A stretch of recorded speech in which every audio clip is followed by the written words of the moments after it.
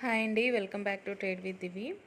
తమ్నీలో చూసినట్టు మార్కెట్ ముందుగానే sideways or ఆర్ రేంజ్ బౌండ్లో ఉంటుందని ఎలా తెలుసుకోవాలనే లాజిక్ ఎక్స్ప్లెయిన్ చేస్తాను.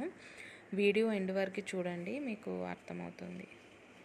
యాక్చువల్గా ఇక్కడ మీకు ఈ చార్ట్లో కనుక అబ్జర్వ్ చేస్తే అన్ని క్యాండిల్స్ చాలా చిన్నగా ఫామ్ అయ్యాయి. అండ్ మనకి ఇక్కడ సపోర్ట్ లెవెల్ వచ్చి చూస్తే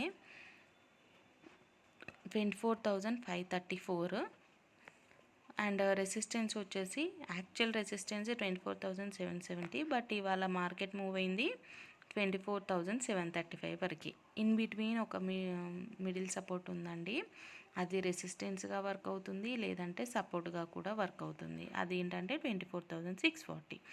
సో నేను ఇక్కడ బ్లూ కలర్లో బాక్స్ ఎందుకు డ్రా చేశానంటే మీకు ఆ సజెషన్ ఇవ్వడానికే అండి.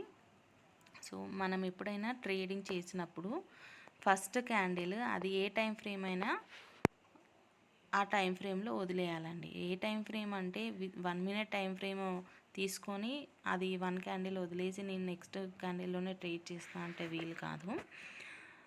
హయ్యర్ టైం ఫ్రేమ్స్లో మ్యాక్సిమం 1 అవర్ టైం ఫ్రేమ్లో చూసుకోవాలి. మ్యాక్సిమం 1 అవర్ టైం ఫ్రేమ్లో చూసినప్పుడు ఇక్కడ ఫస్ట్ క్యాండిల్ అనేది ఫామ్ అయింది మనకు 9:15 to 10:15. ఆ క్యాండిల్ వదిలేసుకోవాలి. వదిలేసిన తర్వాత నెక్స్ట్ క్యాండిల్ ఉంటుంది కదా, నెక్స్ట్ క్యాండిల్ ఈ పాయింట్లో అరౌండ్ 24,603 వచ్చిందండి. ఇక్కడ ఈ పాయింట్ నుండి మనకి మార్కెట్ ఎక్కడి వరకు మూవ్ అవుతుందో తెలియదు అప్పుడు, ఎందుకంటే మనము ఆ సెకండ్ అవర్లోనే డ్రా చేసుకుంటాం కాబట్టి.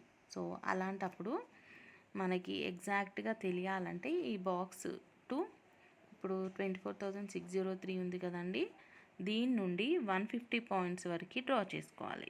150 పాయింట్స్ అంటే 24,600 నుండి 24,750 ఎగ్జాక్ట్గా వస్తుంది. కాబట్టి ఇలా క్యాల్కులేట్ చేసేసుకొని ఒక బాక్స్ అనేది డ్రా చేసుకొని పెట్టుకోవాలి. అలా పెట్టుకున్న తర్వాత మనకి క్యాండిల్ మూమెంట్ని బట్టి, క్యాండిల్ స్టిక్ ప్యాటర్న్ని బట్టి తెలిసిపోతుందండి మూమెంట్ వస్తుందా రాదా అని చెప్పేసి. ఇన్ కేస్ న్యూ ట్రేడర్స్ కాబట్టి మీకు ఐడియా ఉండదు. సో అలాంటప్పుడు మనం ఏం చేయాలంటే ఈ బాక్స్ అయితే బ్రేక్అవుట్ అవుతుంది, లేదంటే బ్రేక్ డౌన్ అవుతుంది. బ్రేక్అవుట్ అంటే పైకి వెళ్ళడం, బ్రేక్ డౌన్ అంటే కిందికి రావడం క్యాండిల్స్. సో అలాంటప్పుడు మనకి బ్రేక్అవుట్ అయితేనే, అంటే ఈ బాక్స్కి బయటకు వెళ్ళినప్పుడే క్యాండిల్స్ మనం ట్రేడ్ అనేది తీసుకోవాలండి.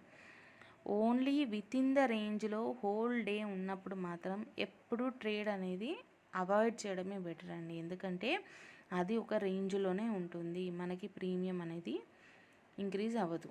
ఇంక్రీజ్ అయినా మహా అంటే ఒక 20 పాయింట్స్ వరకు వస్తుంది, అంతేగాని మనకి మంచి ట్రేడ్స్, కంటిన్యూషన్ ట్రేడ్స్ అనేవి ఎప్పుడూ రావు. ఇక్కడ ప్రీవియస్ డేలో చూడండి మనకి ఎలా ఉండిందో, పెద్ద క్యాండిల్, రెడ్ క్యాండిల్, ఇలా పెద్ద క్యాండిల్స్ ఫామ్ అయినప్పుడే మనం ట్రేడ్ తీసుకుంటే మనకి ప్రీమియం అనేది ఫాస్ట్గా ఇంక్రీజ్ అయ్యి మనకి ట్రేడ్ ప్రాఫిట్లో క్లోజ్ అవుతుంది. అదే ఇక్కడ ఇవాళ డేలో చూడండి 10:15 టు ఆల్మోస్ట్ మన మార్కెట్ ఎండింగ్ జోన్ వరకు క్యాండిల్స్ ఎలా చిన్నగా ఉన్నాయో. క్యాండిల్స్ ఇలా చిన్నగా ఉన్నాయంటే మనకి most of the time market trap చేస్తుందన్నమాట, లేదంటే మార్కెట్ రేంజ్లో ఉందన్నమాట. ఈ 2 పాయింట్స్ ఉంటేనే మార్కెట్లో మనకి చిన్న క్యాండిల్స్ అనేది హోల్ డేలో ఫామ్ అవుతాయి. సో మెయిన్గా ఇలా వచ్చినప్పుడు మాత్రం ట్రేడ్ అవాయిడ్ చేయడం చాలా అంటే చాలా బెటర్ అండి. నేను నా పర్సనల్ ఎక్స్పీరియన్స్తోని ఈ స్ట్రాటజీని మీకు చెప్తున్నాను. ఇది ఆల్మోస్ట్ నాకు తెలిసి ఎవరు చెప్పరు, బట్ నేను నా ఓన్ ఎక్స్పీరియన్స్తో నేను చేస్తున్నాను కాబట్టి మీకు చెప్తున్నాను, యూజ్ అవుతుందని చెప్పేసి. ఒకసారి బ్యాక్ టెస్ట్ చేసి చూద్దామండి. బ్యాక్ టెస్ట్ అంటే ఏం లేదు, ప్రీవియస్ చార్ట్లో కూడా అలా ఛాన్సెస్ ఉన్నాయా లేదా నేను ఆల్మోస్ట్ బాక్సెస్ డ్రా చేసుకొని పెట్టుకుంటాను, చూద్దామండి. ఇక్కడ ఒకటి ఉందండి 21st to 23rd మధ్యలో. సో ఇక్కడ 2 days కూడా అలాగే వచ్చిందండి. చూడండి ఇక్కడ 25,000 రేంజ్ ఉండింది bottom line, and top line వచ్చేసి 25,150 ఎగ్జాక్ట్గా.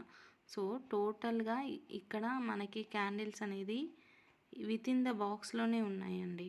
సో ఇలాంటప్పుడు ఈరోజు మొత్తం మనకు ఒక రేంజ్లో ఉంటుందన్నమాట మార్కెట్. మోస్ట్లీ ఇలా ఉన్నప్పుడు నేను ట్రేడ్ అవాయిడ్ చేస్తానండి. అందుకనే నేను ఇక్కడ ఇలా బాక్స్ అనేది డ్రా చేసుకొని పెట్టుకున్నాను.